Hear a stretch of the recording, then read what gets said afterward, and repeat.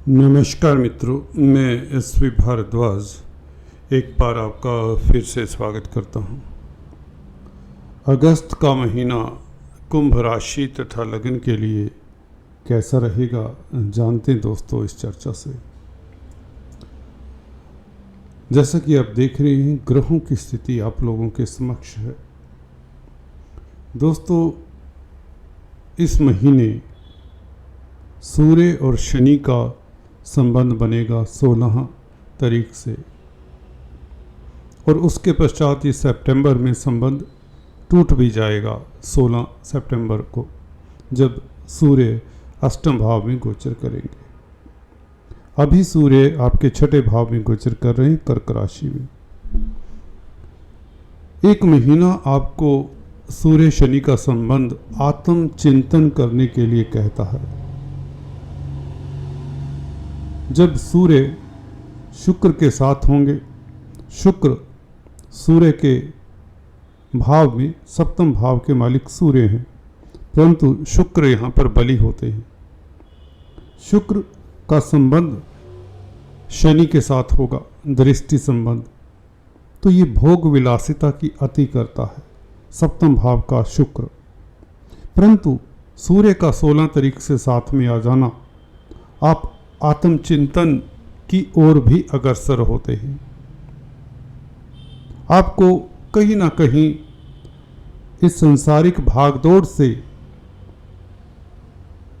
वक्त कहता है, ये स्थितियां कहती हैं कि थोड़ा रुको, थोड़ा सोचो, थोड़ा आत्म मंथन करो, चिंतन करो, क्योंकि समय कभी किसी के लिए रुका नहीं।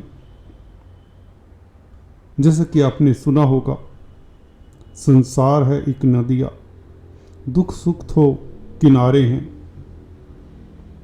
सही बात है, किसी फिलोसफर ने, किसी विचारक ने कहा है, सभी बहते धारे हैं, हमने बह जाना है इस वक्त के दरिया में।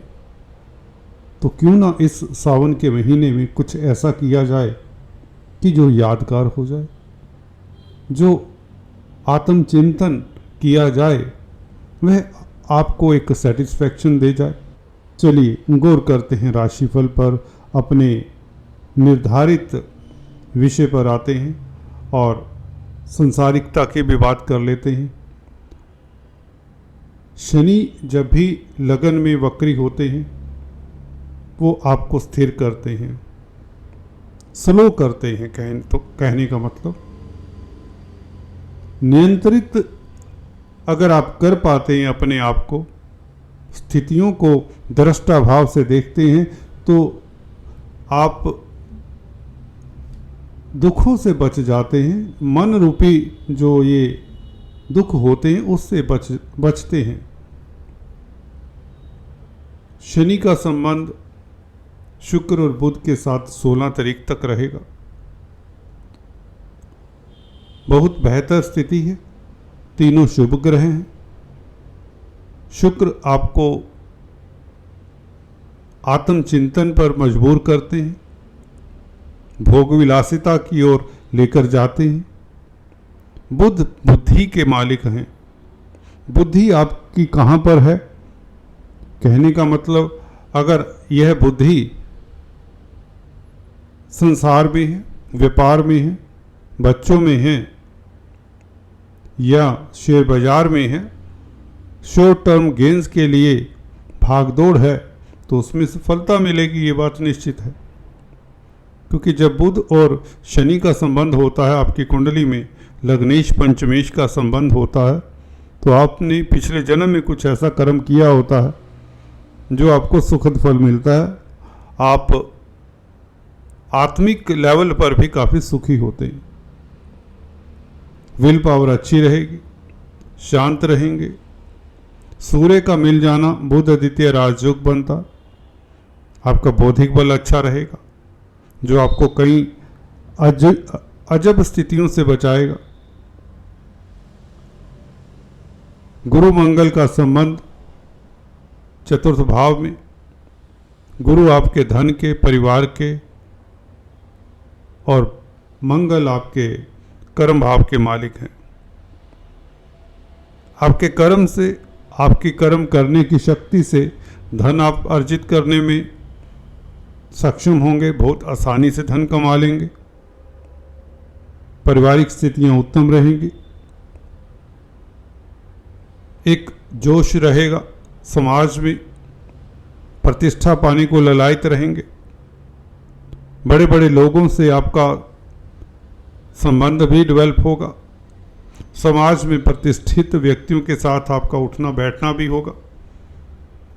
सरकारी तंत्र में अगर आप कामकाज कर रही हैं तो बहुत बेहतर स्थिति है। सूर्य का खासकर 16 तारीख से अपनी राशि में आ जाना,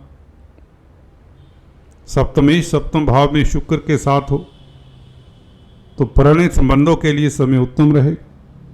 दाम्पत्य जीवन अच्छा रहेगा, परंतु कहीं ना कहीं अपने पार्टनर का, खासकर अगर आप पुरुष जातक है, अपनी स्पाउस का ख्याल रखें, उनकी सेहत का।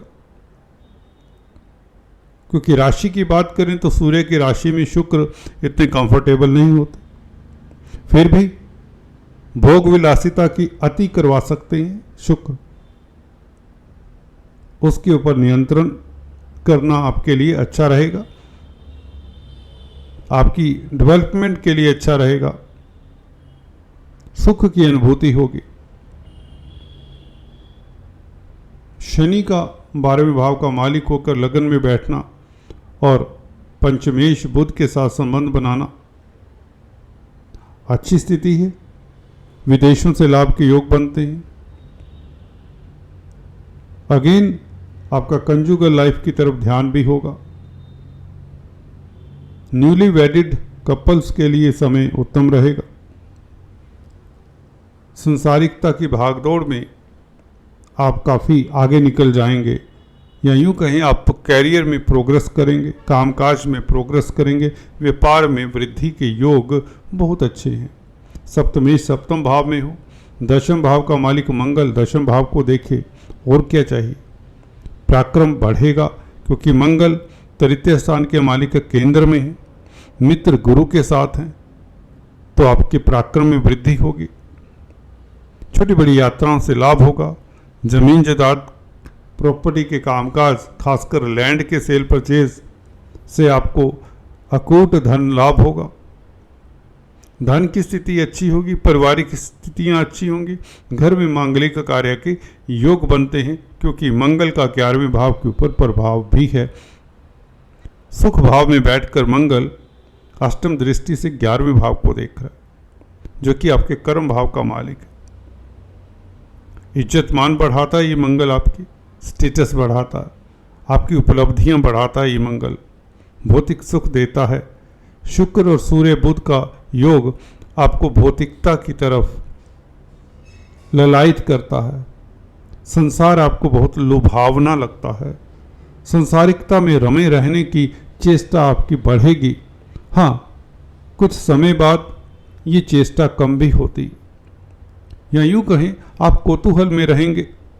अध्यात्म और संसार के बीच में, अध्यात्म या माया के बीच में अपने आप को लटका हुआ पाएंगे, क्योंकि 12वें भाव का मालिक शनि, जो कि अध्यात्म का भी मालिक हुआ शनि, आपकी कुंडली में सप्तम स्थान में बैठे हुए तीनों ग्रह, खासकर शुक्र से और सूर्य से संबंध बनाए शनि। 7वां भाव संसार का है, आपके वैवाहिक जीवन का है, प्रेम संबंधों का है। तो शनि, या यूं कहें आप भोग को भोगने के लिए आतुर रहेंगे, परंतु कहीं ना कहीं आत्म मंथन के चलते आप कौतूहल में पाएंगे अपने आप को। तो इस स्थिति से वही निकल पड़ता है, वही बाहर आता है जो संसार में इन स्थितियों को समझता है। कुल मिलाकर ये महीना आपके लिए संसारिक स्तर पर भोग विलासिता के लिए बहुत अच्छा है, संसारिक उपलब्धियों के लिए अच्छा है, भय चिंता से मुक्ति के लिए अच्छा है, क्योंकि सावन के महीने में आप आध्यात्मिकता की ओर भी खींचे चले जाएंगे। योगा, मेडिटेशन, जितना करेंगे लाभ होगा। शिव की उपासना जितना करेंगे लाभ होगा। आपको सुख सुकून मिलेगा, आपका स्वास्थ्य उत्तम रहेगा, बच्चों के मसलों को सॉर्ट आउट करने में आपका समय बीतेगा, शेयर बाजार से आपको लाभ हो जाएगा। धन की स्थिति इस महीने बहुत बेहतर होने वाली है, क्योंकि इस तरह की स्थिति शनि, गुरु, मंगल, शुक्र, बुध और सूर्य सभी ग्रह एक समय जब केंद्र में आ जाएं, केंद्र नारायण स्थान होते, लक्ष्मी स्थान ये होते हैं त्रिकोण, इनके भी मालिक हैं शुक्र बुध, तो इनका संबंध शनि के साथ हो रहा है। तो लक्ष्मी की प्राप्ति या लक्ष्मी को प्राप्त करने की प्रबल इच्छा रहेगी। उसके लिए आप कर्मरत भी रहेंगे, क्योंकि मंगल कर्म भाव को देख रहा है, अपने भाव को देख रहा है, तो आप पुरुषार्थी भी रहेंगे। आप चैरिटेबल रहेंगे, हम्बल रहेंगे, विजनरी रहेंगे, प्लान करेंगे दूर का, फ्यूचर के बारे में भी काफ़ी मंथन करेंगे, दयालु रहेंगे, अच्छे सलाहकार साबित होंगे। आप आत्मचिंतन से काफ़ी सुखी महसूस करेंगे। कुल मिलाकर आप एक कंप्लीट व्यस्त महीना व्यतीत करेंगे, जिसमें काफ़ी आंतरिक लेवल पर और बाहरी लेवल पर भी उपलब्धियां होंगी। जो रास्ता चुनना है आपको ये महीना बताता है सावन का, वह चुन सकते हैं। हाँ, आध्यात्म के पथ पर चलना चाहते हैं तो इतना आसान नहीं होता, एक एक कदम बढ़ाते जाइए। गीता में श्री कृष्ण, लॉर्ड कृष्णा ने कहा है कि जो भक्त मेरी तरफ एक कदम भी बढ़ाता है, मैं उसकी तरफ 10 कदम बढ़ाता हूँ। दोस्तों आज इतना ही, फिर से मिलेंगे, तब तक के लिए stay tune. Thanks for watching this video.